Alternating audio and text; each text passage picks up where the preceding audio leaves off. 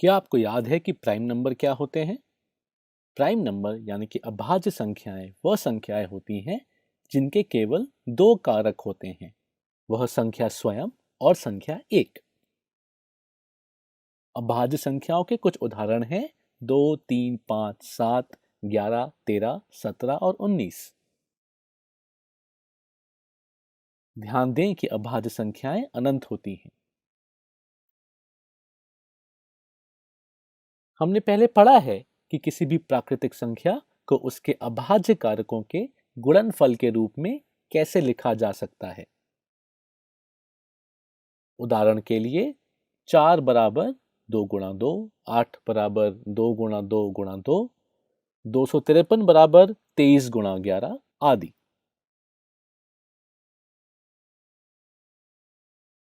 बड़ी संख्याओं के लिए हम एक गुणनखंड वृक्ष खींच सकते हैं। आइए हम 32,760 का उदाहरण लेते हैं। एक गुणनखंड वृक्ष बनाने के लिए हमें उन प्राइम नंबरों के बारे में सोचना चाहिए जो प्रत्येक चरण पर संख्या को विभाजित कर सकते हैं। 32,760 को हम लिख सकते हैं 2 गुणा 16,380। 16,380 को हम लिख सकते हैं 2 गुणा 8,190। 8,190 को हम लिख सकते हैं बराबर 2 गुणा 4,095। 4,095 को हम लिख सकते हैं बराबर 3 गुणा 1,365। 1,365 को हम लिख सकते हैं बराबर 3 गुणा 455।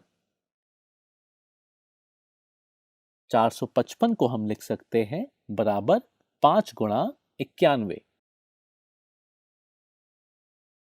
91 को हम लिख सकते हैं बराबर 7 गुणा 13।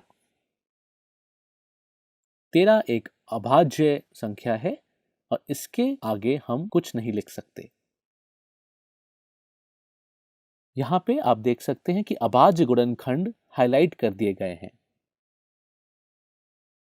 अगर मैं बाकी संख्याएं हटा दूं तो मैं बोल सकता हूं कि 32,760 बराबर 2 गुणा 2 गुणा 2 गुणा 3 गुणा 3 गुणा 5 गुणा 7 गुणा 13। यहाँ पे मैं 2 गुणा 2 गुणा 2 को 2 का घात 3 लिख सकता हूं और 3 गुणा 3 को 3 का घात 2 लिख सकता हूं।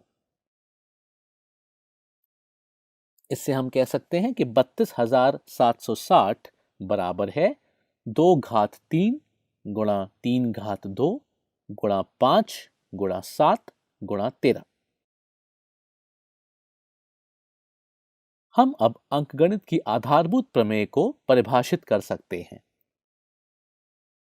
प्रत्येक भाज्य संख्या को अभाज्य संख्याओं के एक गुणनफल के रूप में व्यक्त या फिर गुणनखंडित किया जा सकता है तथा ये गुणनखंड अभाज्य कारकों के क्रम के बिना अद्वितीय होता है। इसी परिभाषा को अपनी कॉपी में लिख लें।